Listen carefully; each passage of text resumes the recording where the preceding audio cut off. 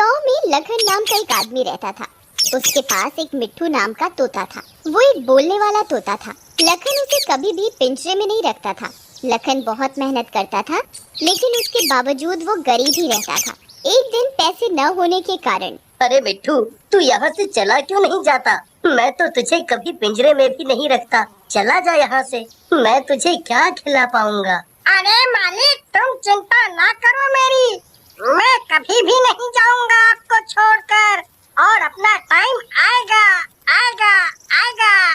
लेकिन लखन उसकी बात नहीं सुनता और गुस्से में अपने कमरे में चला जाता है। उधर मिट्ठू भी सोचता है, अरे लगता है मालिक सच में नाराज और दुखी है, लेकिन मैं भी क्या करूं, मैं क्या कर सकता हूं।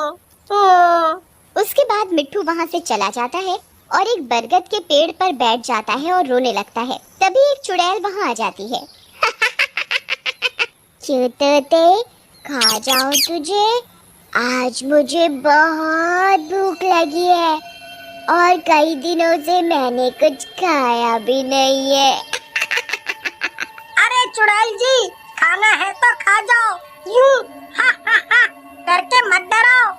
मैं वैसे भी बहुत दुखी हूँ, और रही मरने से डरने की बात, तो मैं किसी से डरता वरता नहीं। और हाँ, मुझे बार बार तोता मत बोलो, मेरा नाम मिट्ठू है, मिट्ठू है, मिट्ठू है। चुड़ैल तोते की बहादुरी देखकर काफी खुश हो जाती है। सचमुच तू बहुत बहादुर है मिट्टू, तेरी ये बहादुरी देखकर मैं खुश हुई। अब मैं तुझे मारूंगी नहीं।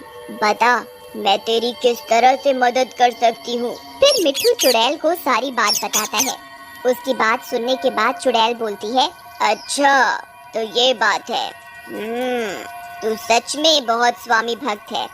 मैं तेरी मदद कर सकती हूँ और तेरे मालिक को काफी अमीर भी बना सकती हूँ, लेकिन इसके लिए मुझे तेरे शरीर में आना पड़ेगा, और जब तक मैं चाहूँ तेरे शरीर पर मेरा ही कब्जा हो जाएगा। और हाँ, एक बात और याद रहे, एक बार तेरे शरीर में मैं आ गई तो फिर मैं वापस कभी नहीं जाऊंगी, और यदि किसी ने ऐसा किया तो तुझे अपनी जान से हाथ धोना पड़ेगा। बोल अगर मंजूर है तो। अपने मालिक की मदद के लिए तो मैं कुछ भी करूँगा, चाहे मुझे अपनी जान क्यों ना देनी पड़े। इसके बाद चुड़ैल मिट्टू के शरीर में प्रवेश कर जाती है। जैसे ही चुड़ैल मिट्टू के अंदर प्रवेश करती है, उसका मुंह चुड़ैल का हो जाता है और बाकी शरीर तोते का। उसके बाद चुड़ैल रूपी मिट्टू वहाँ से उड़ जाता है। रास्ते में उसे एक सुनार की दुकान दिखती है।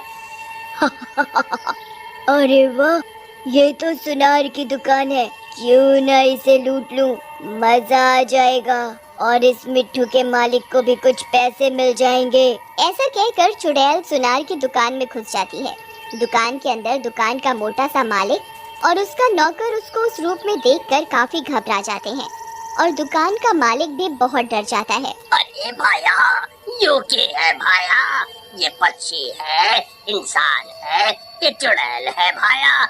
मुझे समझ को नहीं आया भाया।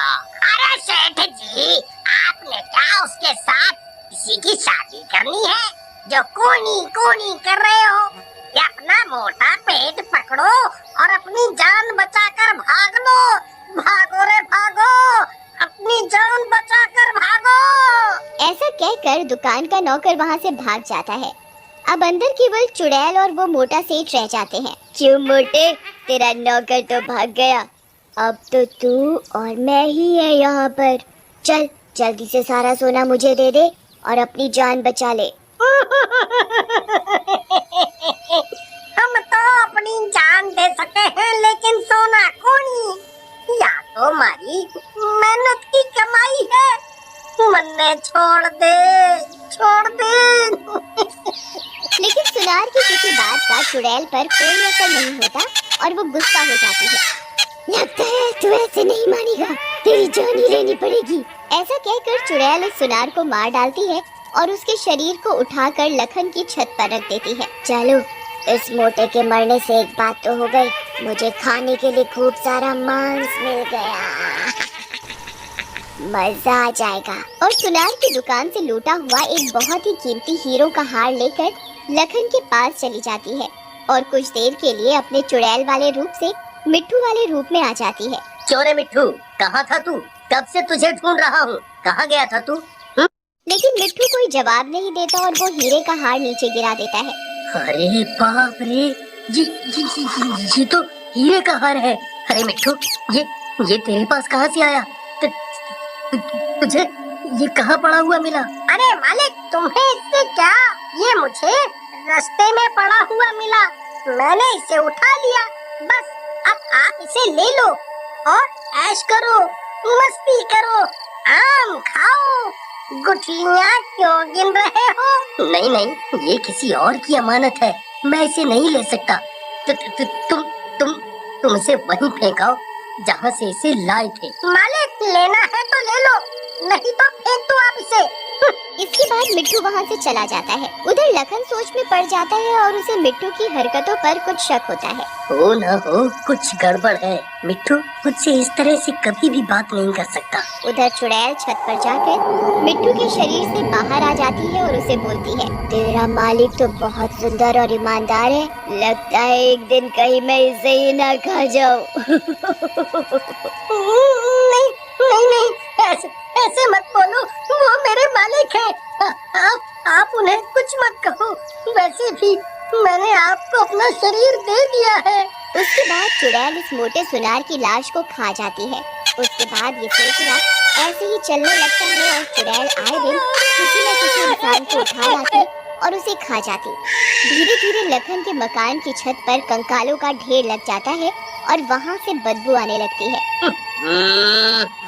हो, ये छत से कितनी बदबू आ रही है। चल करके एक बार देखना पड़ेगा कि क्या माजरा है। लेकिन जैसे ही लखन अपने मकान की छत पर जाता है, उसके होश उड़ जाते हैं। वहाँ पर चारों तरफ कंकाल ही कंकाल पड़े होते हैं। अरे भगवान, ये क्या है? ये क्या? इतने इंसानों के कंकाल किसने किया ये, जो ऐसे मार कर इनको खा रहा है? तभी लखन को छत के एक कोने से कुछ खाने की आवाज आती है, जिसे सुनकर वो उन आवाजों के पास चला जाता है। वहाँ उसे एक चुड़ैल बैठी हुई दिखती है और वो किसी इंसान को खा रही होती है और वहीं मिट्टू बेहोश पड़ा होता है। कौन हो तुम? और तुमने मेरे मिट्टू का क्या हाल बना रखा है? मैं कौन हूँ तुझे देखकर भी नहीं पता चल रहा, और तेरा मिट्टू मेरे कब्जे में है। और हाँ, तूने ज्यादा चिक की तो मैं तेरे इस पोपट के साथ तुझे भी मार डालूंगी। इसका शरीर मेरे कब्जे में है और जो मैं बोलूंगी वही ये करेगा, और अगर मैंने इसका शरीर छोड़ा तो ये मर जाएगा। तो इसलिए चुपचाप बैठा रहे और लुटे हुए पैसों से जिंदगी के मजे ले। ऐसा कहकर चुड़ैल वहाँ से चली जाती है। लखन सोच में पड़ जाता है, ये तो बहुत बड़ी समस्या हो गई है। मैं अब अपने मिट्टू की जान कैसे बचाऊं? इसके अलावा तो कोई नहीं है मेरा भी। ऐसा सोचते हुए लखन घर से बाहर निकल पड़ता है। तभी उसका दोस्त रहीम मिल जाता है, जो कि तंत्र मंत्र भी जानता था। और भाई लखन, कहाँ जा रहे हो?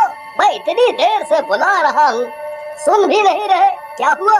मिट्टू के बारे में सोचकर लखन रोने लगता है और लखन रहीम को सारी बात बताता है। अरे बस इतनी सी बात? अरे ये तो बहुत छोटी सी समस्या है मेरे लिए, मैं तो इसे चुटकियों में सुलझा दूंगा। चलो, मैं अब रात में तुम्हारे घर आता हूँ, बस तुम किसी से कुछ मत कहना। उसके बाद रहीम वहाँ से चला जाता है और रात को लखन के घर पहुँचता है। उसके कंधे पर एक पोटली लटकी होती है। कहाँ है वो चुड़ैल लखन भाई? अरे वो चुड़ैल छत पर कुछ खा रही है, सुना नहीं तुमने? कितनी आवाजें आ रही हैं। उसके बाद लखन और रहीम छत पर जाते हैं।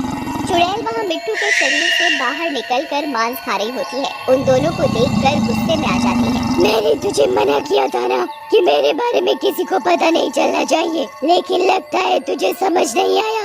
अब तुम दोनों मरोगे, साथ में ये डाकिया भी जो पोटली लटका के चिट्ठी देने आया है। मैं आपसे कुछ बात करना चाहता हूँ चुड़ैल जी। मुझे आपसे प्यार हो गया है। लखन चुड़ैल को बातों में लगाता है। तभी रहीम चुपके से मिट्टू के पास जाता है और अपनी पोटली से एक तोते का पुतला निकालकर मिट्टू के पास रख देता है जो कि बिल्कुल मिट्टू जैसा लग रहा होता है। तभी चुड़ैल पीछे मुड़ कर देखती है। ये क्या किया तूने? अब मुझे कैसे पता चलेगा कि कौन असली वाला तोता है? मैं तुम सबको ही मार दूंगी। जैसे ही चुड़ैल रहीम की तरफ जाती है, रहीम अपनी पोटली से भभूत निकालकर चुड़ैल के ऊपर डाल देता है और चुड़ैल वहीं जलकर राख हो जाती है।